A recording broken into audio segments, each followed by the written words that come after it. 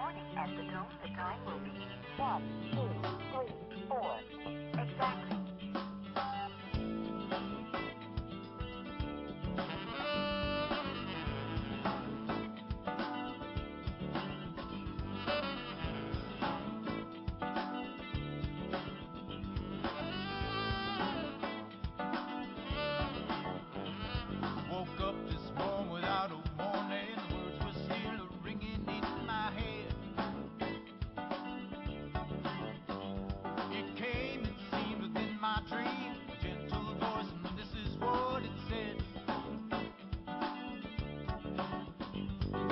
Stop now, you got to stop and listen to what I say.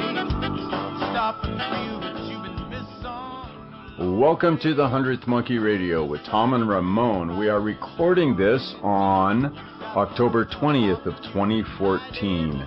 And, you know, Ramon, there are some really interesting things that happen on this planet. And I know that there's things like, well, in this case, death, okay? We have, things run in threes and groups, and there seems to be groups of things that happen. You know, threes seem to be the number that I've noted in a lot of things that happen to people. Yeah. You know, and in my life, I've also had people dying in threes.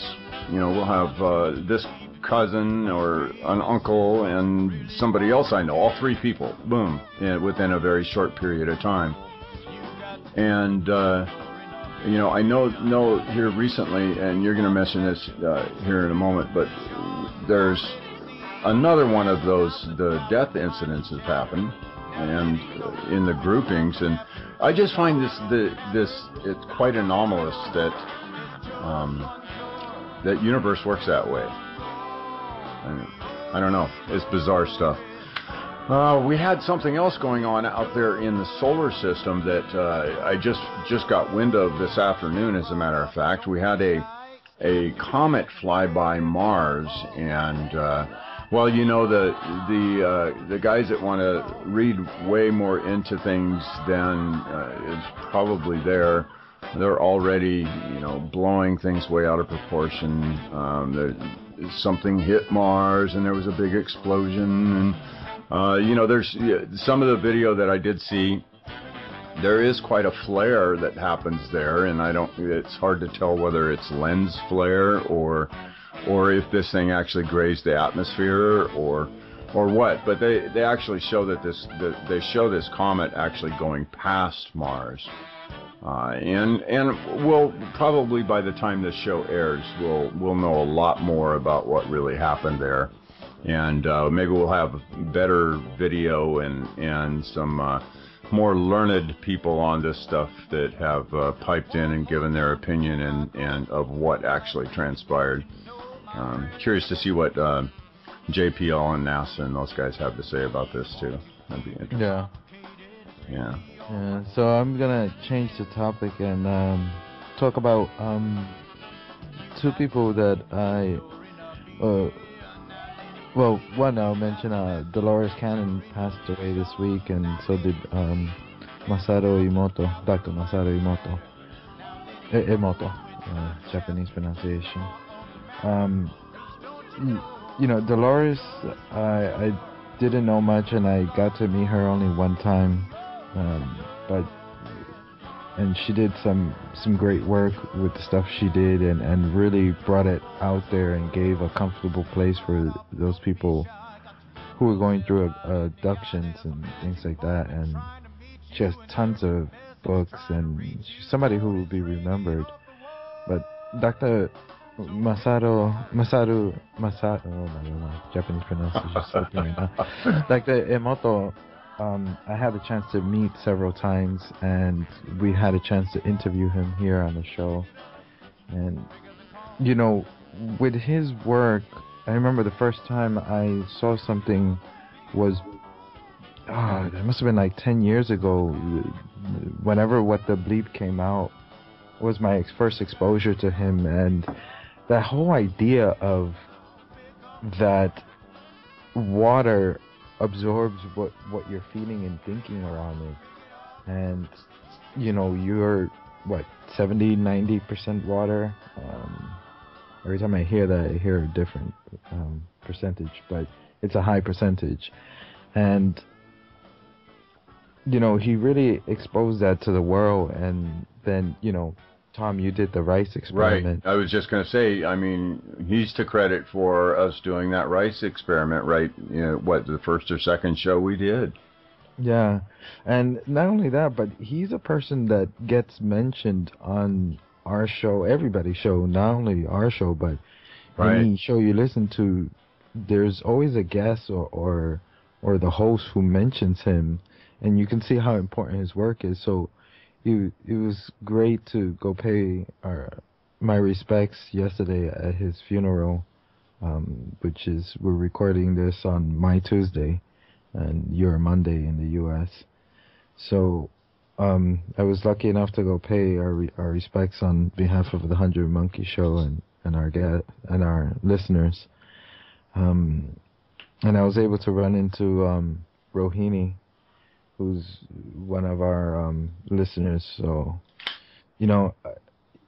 we owe him a lot as a society. And, even though his work wasn't really that big in Japan, and I think that's one of the things that bother him, but he did so much work with kids around the world, and just an amazing person, and it left such a great legacy, right. for us to continue. So yeah, amazing testament that he left here. Yeah, absolutely. Yeah, that rice experiment, that was quite a milestone in my life, as far as understanding manifestation and understanding how we interact with reality, and how what we do, think, say, feel, how it actually will have an effect physically, have an effect on our environment and on the world around us. Doing that experiment for myself on my kitchen windowsill, which anybody can do, by the way, it really brought it home to me that yes, we are creators, and that yes, what we do, what we think, what we say, has an effect in the world around us, and it's not just it's not what we do and say and feel inside isn't hurting anything outside of us, because it can. It definitely can. So it had an impact on me. So I just got confirmation that one of our listeners had passed away. That would be yesterday, actually. Bayong Cortez, known as B, and many of you guys were friends with him on Facebook, and many of our listeners interacted with him. And he's a person I grew up with, and we got to interview him on the live show, so I will be putting that recording up too as well. And he's one of these persons that when I, it's funny, it's the three people that passed away.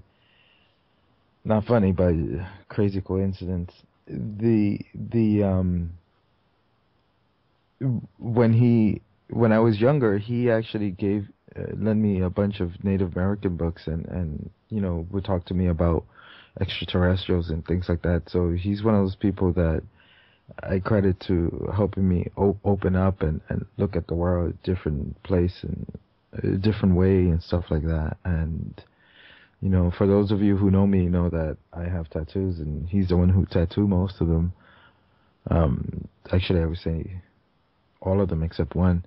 But just want to give these three people a huge thank you for what they've done to the world, because even though B was one of those people who will always put that seed out there for everybody. If you didn't want to hear it, well, that's your problem. He was going to talk about it and put it out there, and he exposed a lot of people, and a lot of people would tell me, man, B's really, into this, and they would start getting into it themselves. So he was one of those people who turned that knob for a lot of people, walked through the door, and a lot of people did. So I want to say thank you to all three. Okay, well, and I'd also like to say to all three of them that if you guys are listening in right now, I would love to do an interview from the other side. Be careful what you ask for. Oh, no, I know exactly what I'm asking for. I'd love to have an interview from the other side, guys. Knowing B, if he could find a way, he definitely will. All right, B, come on, buddy. All right, so let's go ahead and move off into our guest here, Ramon. Yes, the three of them did a fantastic job on this planet, and gratitude to their testament in their lives. So, all right, well, we've got a special treat for you guys tonight. We have got Dr. Angela Thompson Smith with us.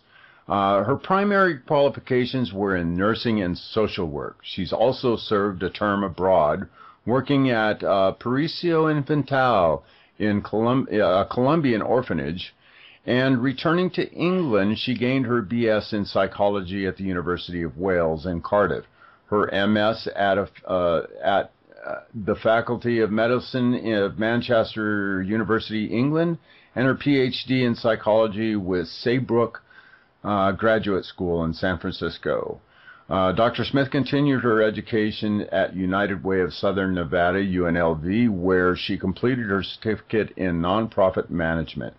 Dr. Smith has a wide experience of research and management, having worked as a research analyst at the University of Medicine and Dentistry in New Jersey, and later with the Princeton Engineering Anomalies Research Laboratory, also known as PEAR Labs, New Jersey, where in the Southwest, in the Southwest, Dr. Smith became research coordinator with the Bigelow Foundation and then executive director of the Boulder City Senior Center.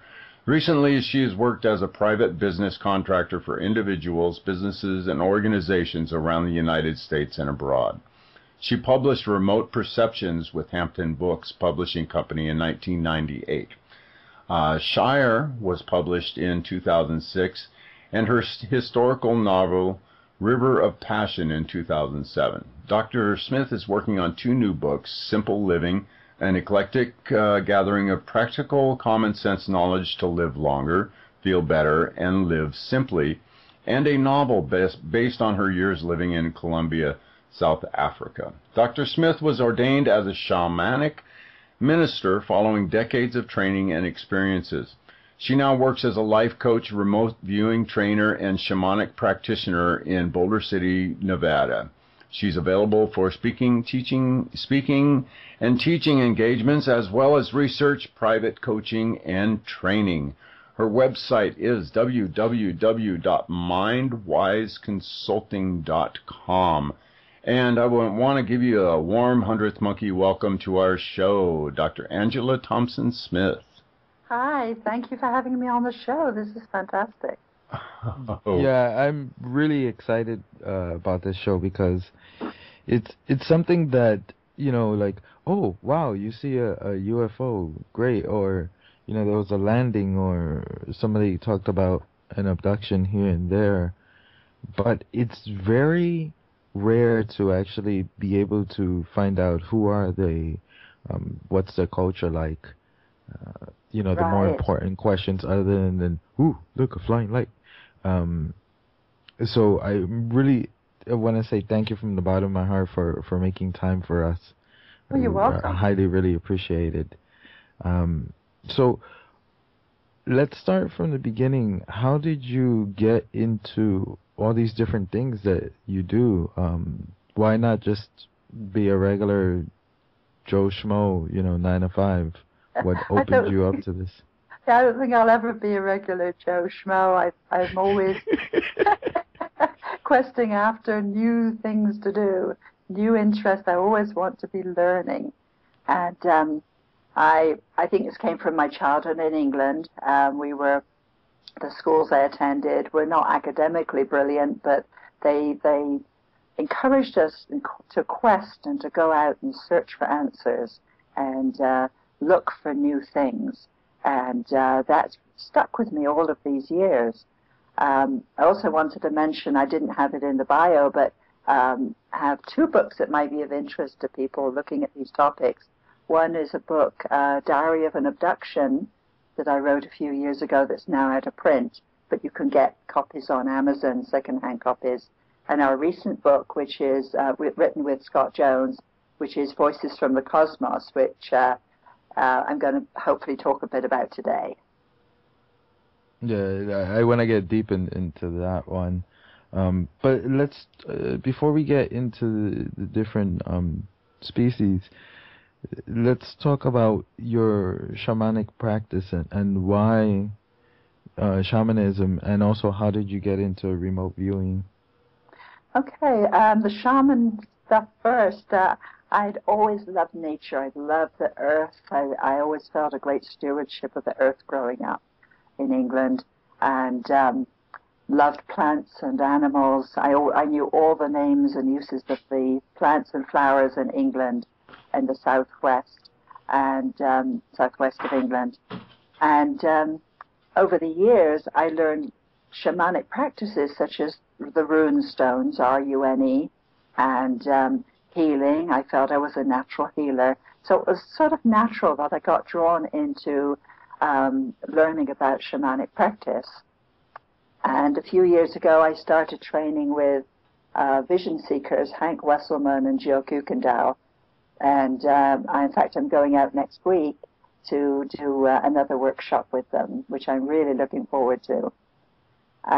Remote viewing, I had out-of-body experiences since I was a kid and felt that everybody had these experiences until my teens, when I learned that it was sort of unusual and started some research of my own. And then when I came to the States, I heard about the PEAR lab and started volunteering over there, as well as another lab, PRL, in Princeton that closed down. So I was at PEAR for 5 years, and we did the civilian equivalent of what the Stargate military unit were doing, the Army training and carrying out remote viewing applications. So we were doing the research side of it in Princeton, and so I participated in that, as well as working in the lab. We all acted as participants, as guinea pigs. So that was a lot of fun. And I eventually, No, go ahead. I met up with Paul Smith and Lynn Buchanan and became trained with them. They were two of the ex-military remote viewers. Yeah, I was just about to ask you about that, because you got to work with Ingo Swann as well, correct? I didn't work with him. Every time I was in Manhattan, I would call him up and go and hang out with him. And he would pull out a whole bunch of paper targets and models and his theories and his books. And so I'd spend a whole day immersed in this stuff. So I really feel I had an informal training with him, but I wouldn't call it a training as such. It was just an immersion with him. Mm-hmm. So when you did this, when you were doing these interviews with the different species, was that still when Ingo Swann was still around? I'm assuming. He was. These were done back in 2006, and I don't think I ever discussed them with Ingo. These were done confidentially for a business client that I worked with for 9 years, a Manhattan businessman on Fifth Avenue. He's now retired and moved abroad. But it was at the bequest or the request of this businessman that we do these interviews. And when I'm working for a client, I don't usually share that information until long after the fact, when it doesn't matter anymore. Right. So, are you at liberty to share what his interest was and why he asked for these interviews to happen? He had a strong interest in everything, not only the business side. I helped him a lot using remote viewing in his business affairs.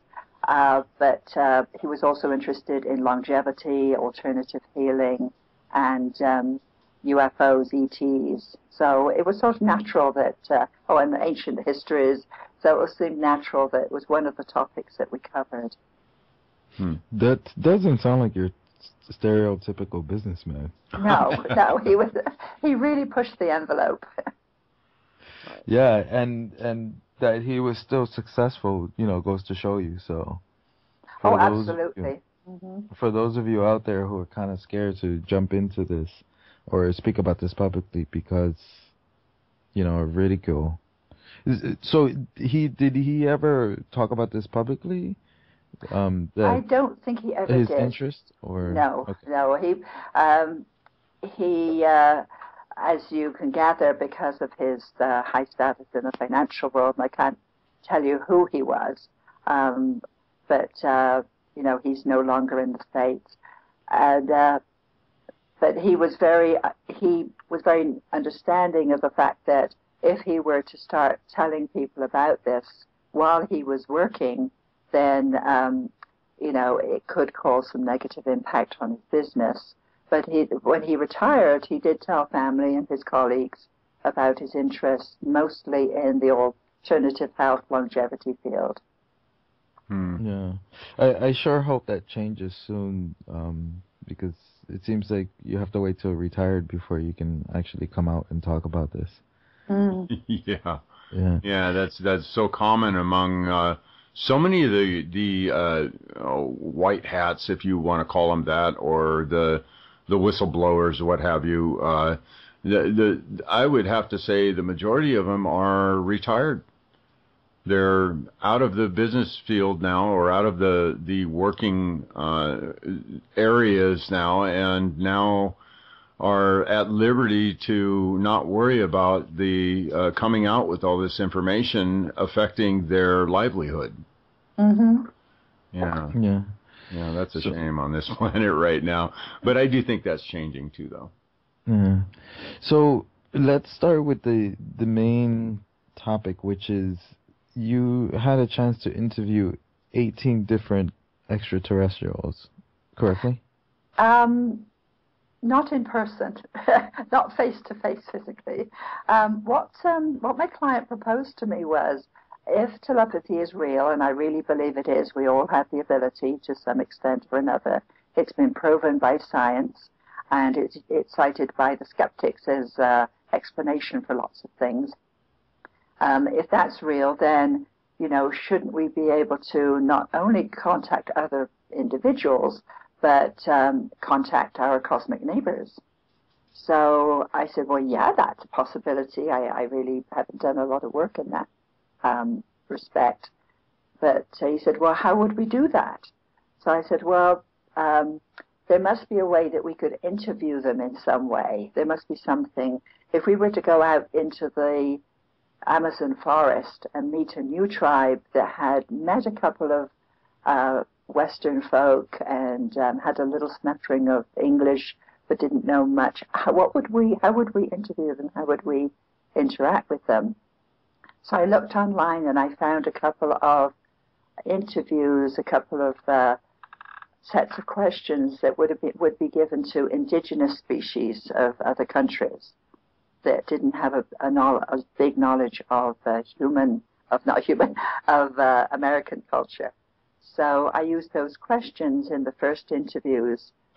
We modified the process later, but those were the first questions we used. What kind of questions were those? Can you share a couple of them? Yeah, the kinds of questions we asked were, what do you think of war? What do you think of humans? How do you come to Earth? Are you always in space? I think people would get a much wider understanding of this by reading the book, because we did change the questions as we went on. They weren't necessarily the set order of questions, but we modified them for the different races. And then, in fact, towards the end, we did this over a year. At the end, we were actually doing bilocating and doing, or I was, site visits to the home planets. And that sounds rather way out and wacky, but it was very interesting. Oh, not so much for our... Not on this show. Good. No worries here. So, I guess let's start with, you know, I have a big interest in the Lyrans, and what was your experience with them? They were rather a quiet, reclusive. They didn't push forward. They tended to hang back. A lot of the work I did with them was, you know, the main part was a site visit, and they tended to just stand back and allow me to explore and to look at where they were living, which was very quiet, subdued, what they told me. But they did have social life. They would go out and dance in what was their equivalent of rain, and so there was an underlying joy in them, is what I perceived. They were very quiet people. And what's their appearance? Are they human looking or humanoid? Very tall.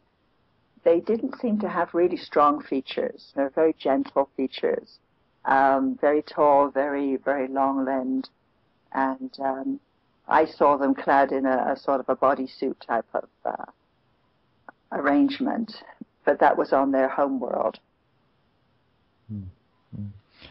One thing I heard about the Lyrans, and that's why when I asked you to see if we can confirm this or that they were the original humanoid, human type, I guess you can say the original blueprint for the human type species in this galaxy.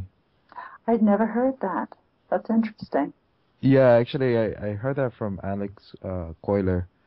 I don't know if you ever looked into his work. No. But yeah, that they were the original, and then 600,000 years ago, or something like that, give or take, they were into a big war with the Draconians, and kind of that's where all the other human type, including us, were seated. So, just want to see if they were able to talk about their history with you. Yeah, that didn't come out in the interview. What I would love to do, because I was working from set questions from my client, so I was interspersing, clarifying questions when I didn't understand something. But what I would love to do would be to go back in and do a project and talk to the different races again with a whole new set of questions. Right. At some point. Yeah. Right. Would you consider yourself because with these kind of questions that you were asking, and we'll move on to another race next, but with these kind of questions you were asking, would you consider yourself an exo-sociologist? Yeah, I imagine so. I called the interviews the exobiology interviews, but I would imagine an exo-sociologist, yeah. Yes. So I'm curious what the Lyrans are they pretty much homebodies, or do they travel around the galaxy much? They didn't seem to do much travel at the time that I interviewed them. So in the past, perhaps, they might have had a lot more travel, but not at the time I was interviewing them. And here's a question, a broad general question that would cover all of the races. How much of an impact does, or how much importance is technology? Or did you get any kind of a feel for that? Yeah, the majority of them, of course, rely on technology to travel and in their day-to-day processing. But the questions I had were not geared towards technology. Right. That might be another whole set of questions. but they were, of course, they, as I said, they rely on technology, so that is a big part of their existence. Yeah. Okay, on the other side of the coin there, and Ramon, I'll let you take off onto another race here in just a moment. But the other side of the coin there, did you run across any races who did not use technology for travel, used just pure consciousness? The Nordics, who also call themselves the Tall Whites, have a facility of being able to bilocate, and to bilocate to a new body that I'm not quite sure how it worked. They were just describing it to me that they would send a template ahead, and that would be the new body. Some of the races are actually resident here on Earth, and some of the races are here temporarily and leave. So it's a little bit like Cafe at the End of the World. And there are some races that I was warned not to interact with, which were called the Dark Ones, which I did get to interview and then had to separate from because they were not a really nice energy. They don't have technology. So there are some races that don't have technology. Interesting. And on the Lyran homeworld, did it look like a world that had technology, or someone who didn't know or was ignorant would go there and just assume that they were kind of backwards? No, I think they must have had some technology. The shelters that they had looked manufactured. So Okay. I'm sure there was some level of technology. Yeah, because I've heard that some races actually have their homes to very natural and doesn't even look like they have high technology. So let's move on. You had a chance to interview the Tall Whites, or the Nordics, which is gets a little confusing because of the way they're described by different people. Right, and I think there are different, there are cousins, so to speak. The ones that Charles Hall described up at Creech Air Force Base, which was Indian Springs, is still called Indian Springs. I don't know if you've read his work. Yeah. Yeah. Yeah. They seemed a little different than some of the whites, Tall Whites or Nordics. So I think there might be some varieties of Nordics. Because the Tall White Nordics, they can blend in with Europeans perfectly, correct? Right. In fact, I don't know if you read in the book, but a couple of us, a small group of us, had encountered some at the Stratosphere, the casino at the Millennium. Would that be of interest?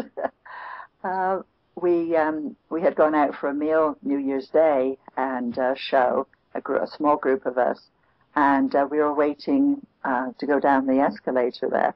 And there was this very tall woman.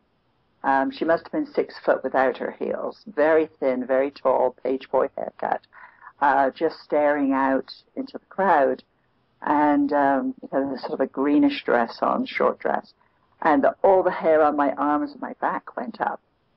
And I turned to a colleague and I said, "See that woman behind me, what do you think?" So he jumped because he had been in some telepathic consultation with her, which is very, very strange. Now, this is a man who was a senior manager at an aerospace company. He was a lieutenant colonel in the Air Force. He was,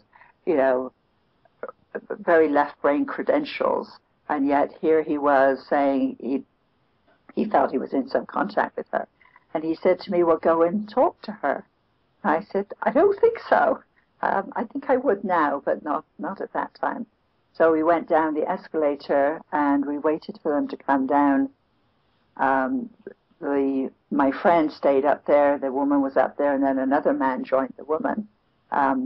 And they came down the escalator. And what was weird was each of the people who were watching them come down the escalator had different versions of what happened. I perceived my older male friend leaning over and talking to the woman. He says when he came down that he never talked to her. Others saw the woman with the man, her escort, and he escorted her off the escalator. I never saw him. He was totally invisible to me. I saw her get off by herself. So there were a lot of discrepancies there in our observations. Interesting. So would you surmise after listening to these different testimonies and different experiences of the same event that this was a projection by them, or would you say it's a matter of our perceptions of something that's outside of our bounds of understanding or comprehension? A little bit of both. I think that, of course, if you ask somebody, 100 people to describe a car accident, they'll give you 100 different explanations. But with this very, very enclosed area, very short period of time, we were all concentrating on watching this event. We weren't distracted by anything else. I think part of it was a distraction on their part, because I assume that there are races here, I know there are races here, they're basically hiding in plain sight, and they don't want attention. Right. Yeah, that's very interesting. I've kind of trained my right thumb to, whenever there's like a UFO, or if there's a extraterrestrial person walking around, I train my thumb to kind of just move by itself. And it's work with the UFOs, like it moves and I go outside and then there's something that looks like a satellite moving. And of course you can't confirm for 100%, but 2 times I live in Japan, and 2 times I've had it happen. And the one time I was, I was thinking and focusing it towards that person. I was saying, if you're from another planet, scratch your nose. And the person scratched their nose and then started scratching other parts of their body. And I was like, I'm still in doubt. I was like, okay, scratch your nose, then your ear. And then the person did that and then started scratching other parts of their body again. And I was confused, like, is it or isn't? Like, but this person looked exactly Japanese. There was nothing like odd about this person, which I've heard that too before, where it's like, and I wasn't even paying attention to the person. It's just when they walked by, my thumb just jiggled. So and it doesn't happen often, so it's not like every 5 minutes it goes off. Right. There's a small group of us that are involved with Voices from the Cosmos and ongoing research.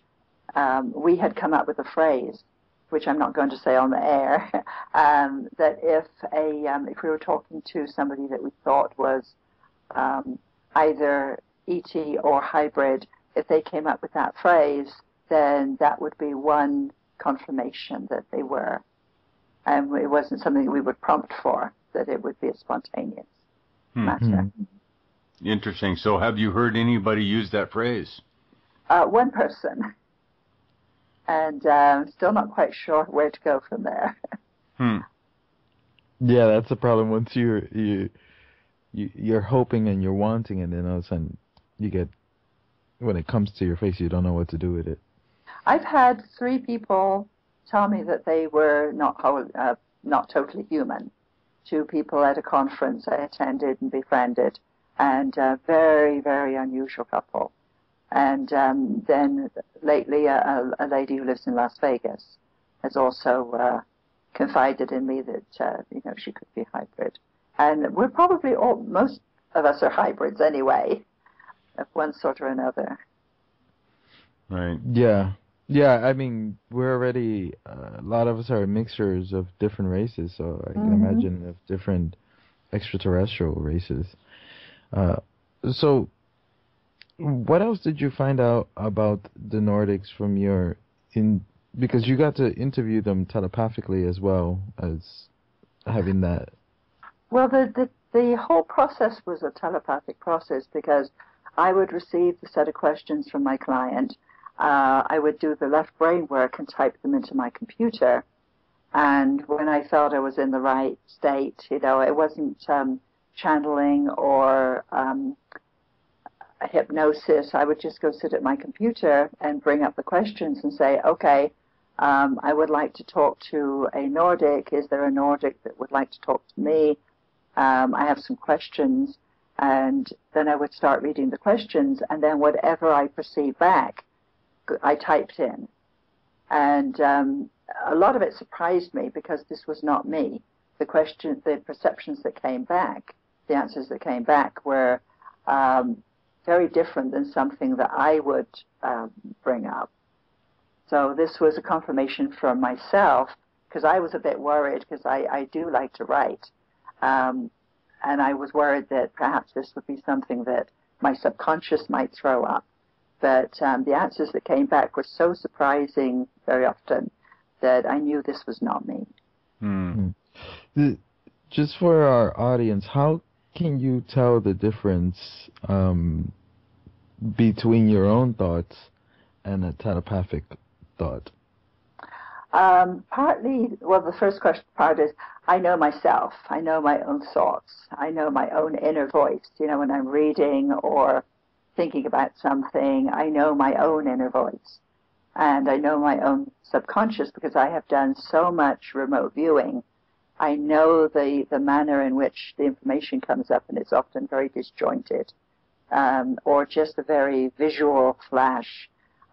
It's very different than the telepathic work that I was doing with the races.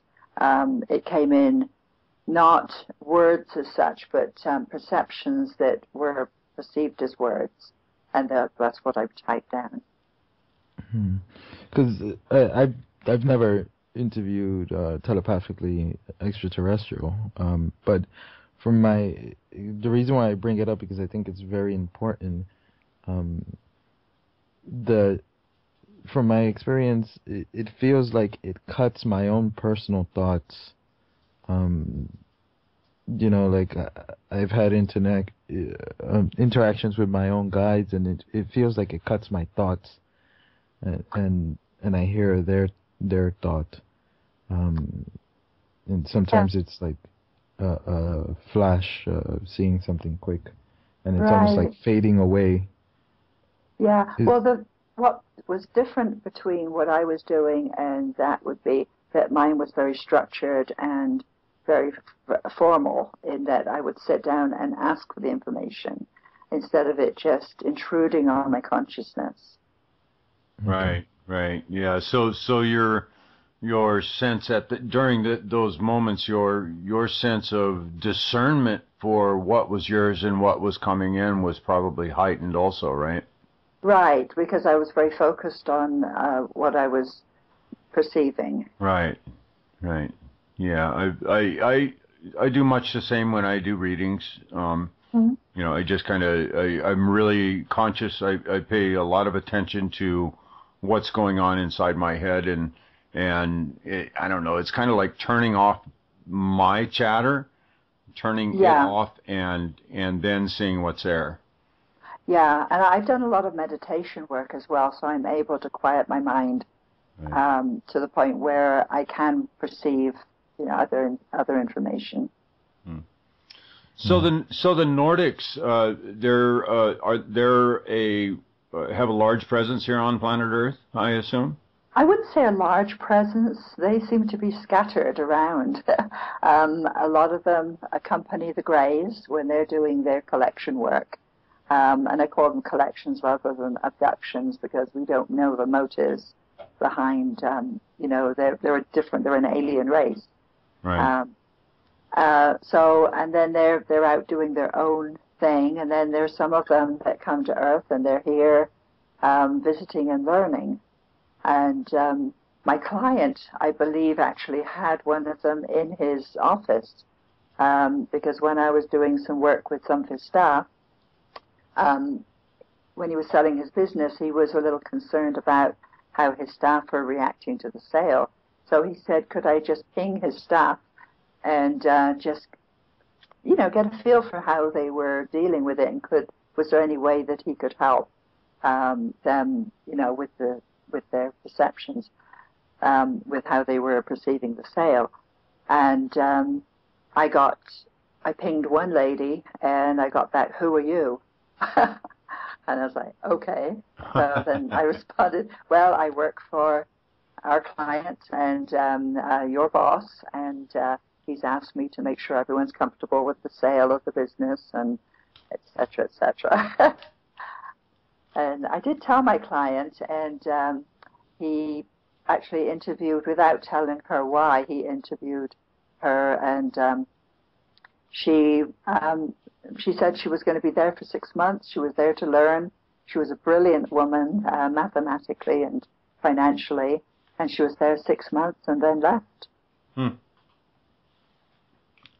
Yeah, I can imagine how many of us has walked by or probably sat at the same coffee table with somebody. Yeah. So let's anything else on the Nordics, Tom, before we move on to... Oh, there's a ton more, but we've only got a couple hours and a lot of ground to cover. Yeah. So before we leave the Nordics, real quick, did you get any indication, or was this question even posed or thought about the Nordics actually maybe meeting and falling in love with the human and ending up getting in a relationship that way? That didn't come up.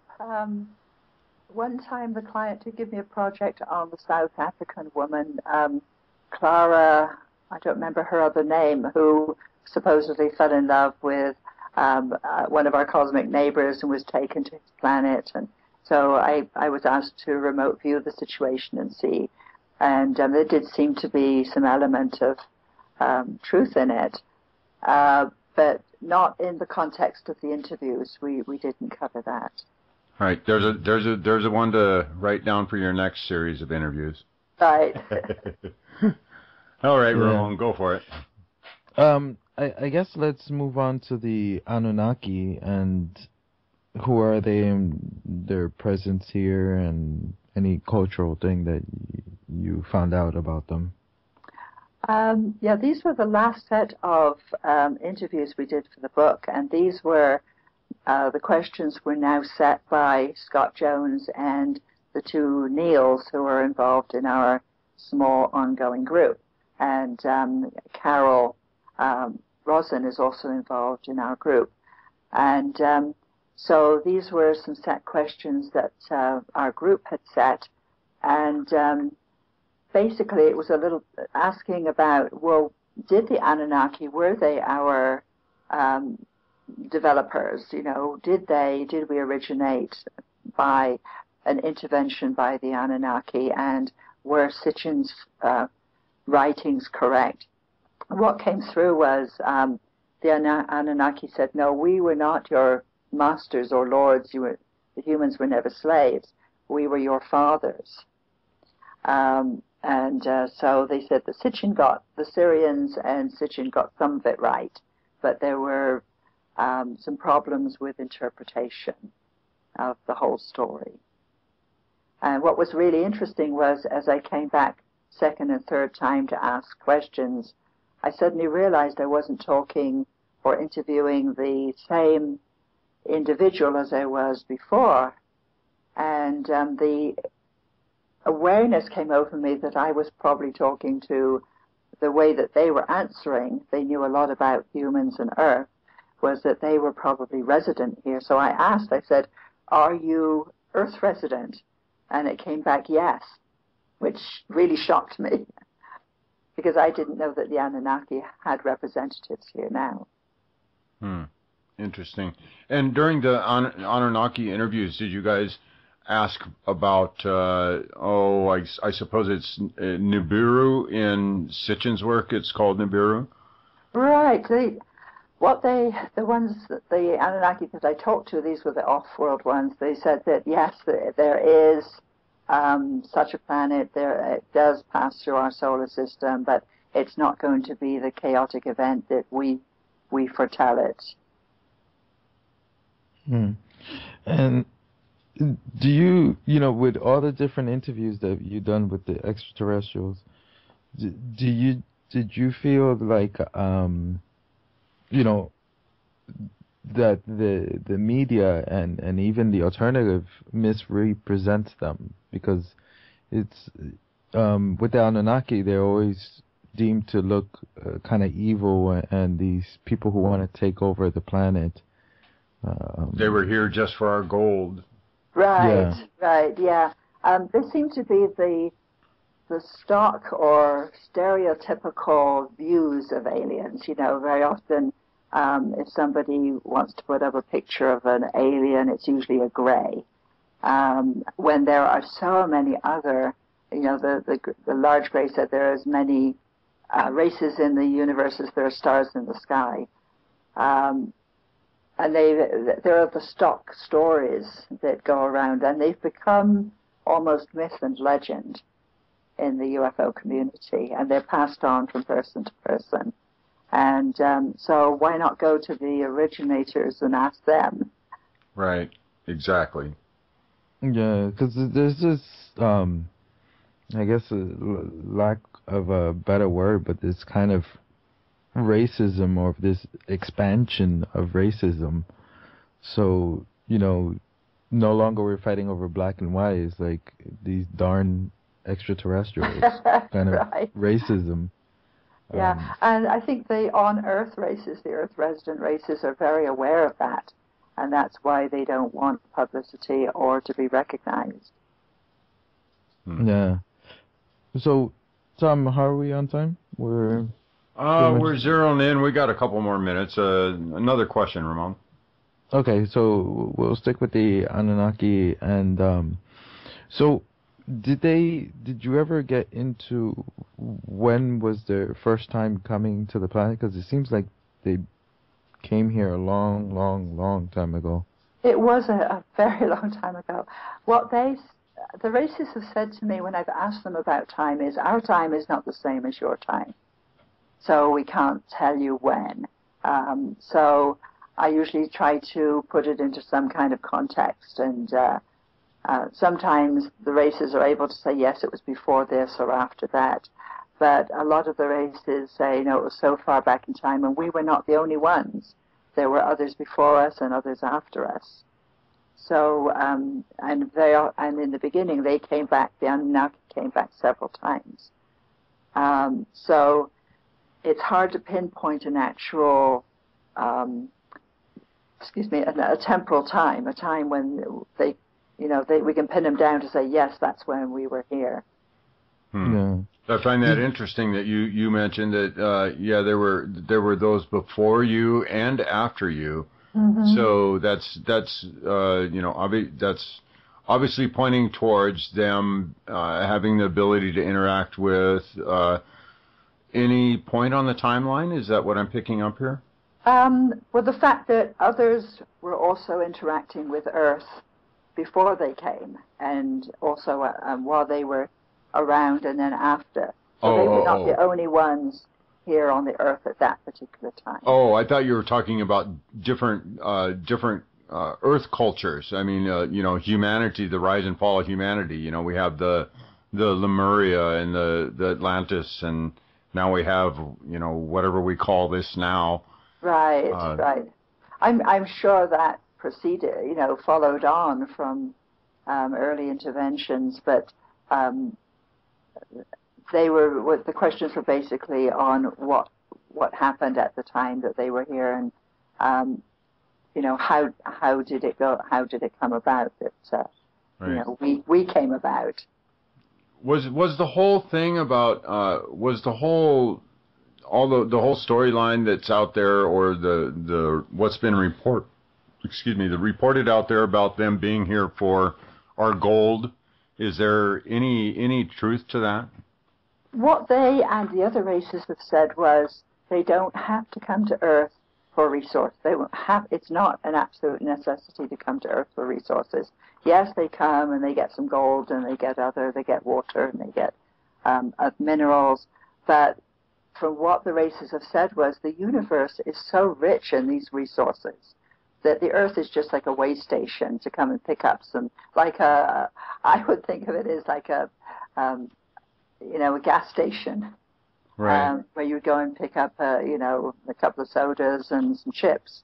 They don't have to come here to compete with us for resources because the universe is so rich in these resources. Well, that makes so much sense.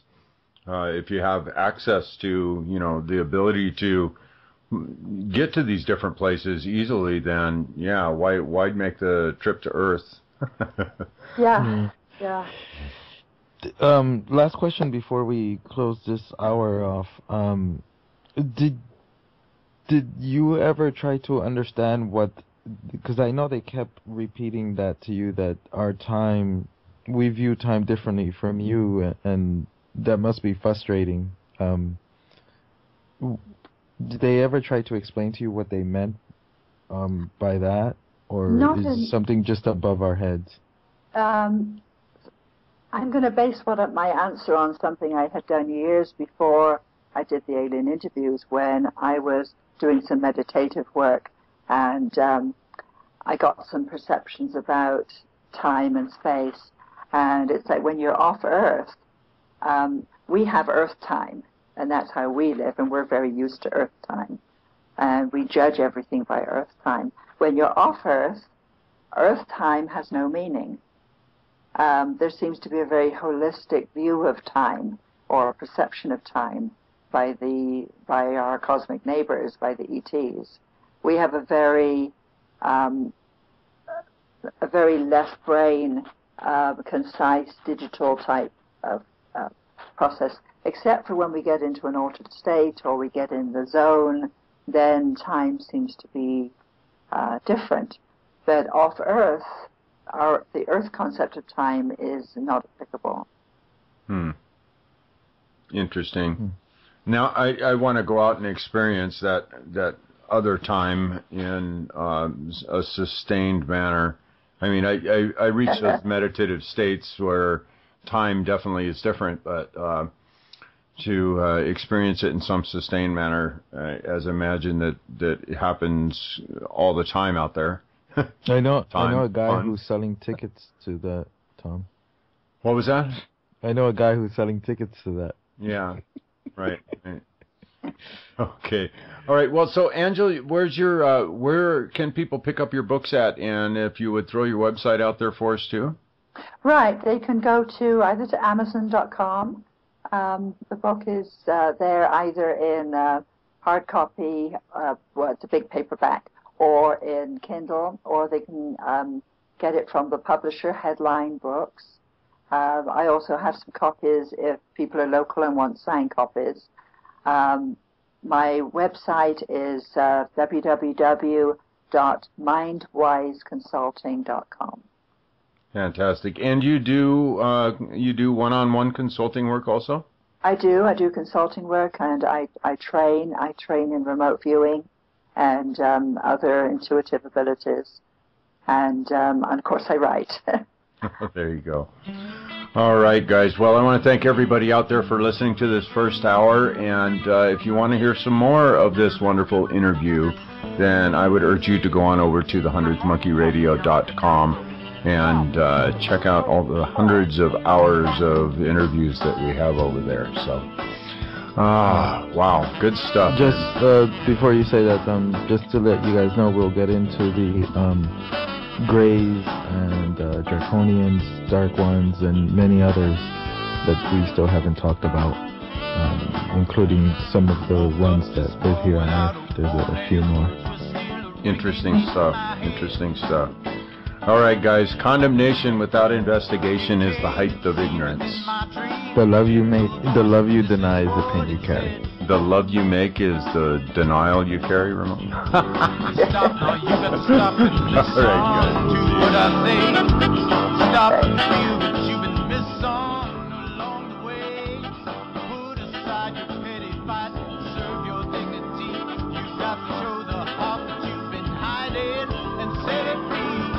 There's just one door, world gone wrong. We all need loving. And if the cure for one, the cure for us all. There's an urgent message trying to reach you. Excuse yourself and pick up the call. You gotta pick up the call. It came the same way the very next day. The words they just kept on coming through. Hard to conceive if you believe me. This is what you really want to do. You got to tune into your inner being. Now let it be. You got to activate your inner vision. Now let it see. Cast out the doubt, the mindless chatter. Now let it go. It's time to tap into the heart of the matter. 'Cause don't you know there's just one door in a world gone wrong. We all need loving. And if the cure for one, the cure for all. Step right up and don't be shy. Excuse yourself and pick up the call. You gotta pick up the call.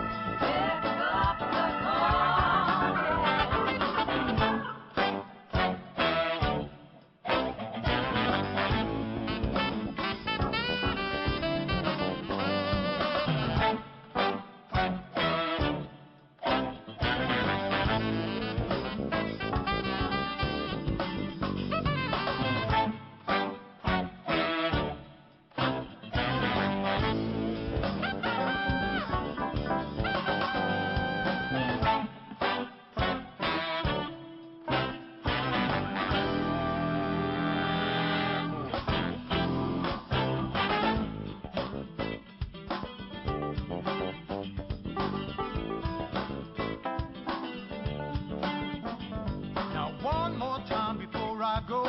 One last thing you need to know, my friend. You want to keep it complicated. It's really all quite simple in the end. You got to tune into your inner being. Now let it be. You got to activate your inner vision. Now let it see. Cast out the doubt, the mind is chatter. Now let it go. It's time to tap into the heart of the matter. 'Cause don't you know there's just one cure in a world gone wrong. We all need loving. And it's the cure for one, the cure for us all. Step right up and don't be shy. Got to look yourself right in the eye. There's a magic moment trying to meet you. An urgent message trying to reach you. The phone is ringing off the wall.